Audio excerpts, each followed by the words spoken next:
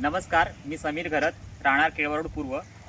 आता मी तुम्हाला दाखवणार आहे की शासनाने प्रत्यक्षात केलेलं काम किंवा कागदावर जे असलेलं काम हे प्रत्यक्षात स्थानिक नागरिकांसाठी कसं निरुपयोगी ठरतं. तसंच आपले खासदार हेमंत सावरा यांनी दिलेले आदेश कशा पद्धतीने पायदळी तुडवल्यात ह्याचं उदाहरण मी तुम्हाला दाखवतो.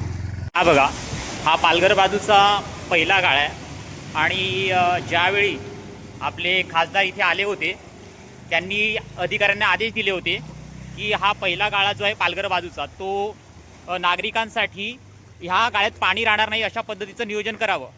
पण सगळं पाणी ह्याच गाळ्यातून वाहते. हे बघा, इथून पाहायला मिळेल.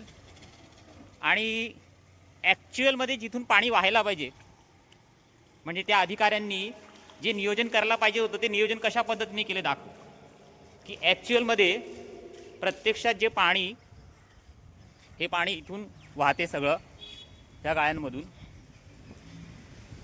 हे पाणी हे जे नवीन गाळे बांधलेत, हा इथे मातीचा ढिगारा पडलाय तो सुद्धा अजून काढलेला मिळत नाही. हे सगळं पाणी ह्या पाईपमधून निघून इकडे हे पाईप खाली टाकून या पाईपमधून निघून सगळं पाणी इथून गेलं असतं आणि ते पालघर बाजूचा गाळा हा सुका राहिला असता.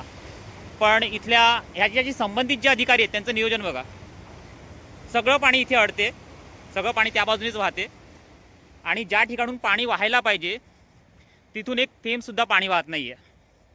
हे बघा, या ठिकाणून एक थेंबसुद्धा पाणी वाहत नाही आहे.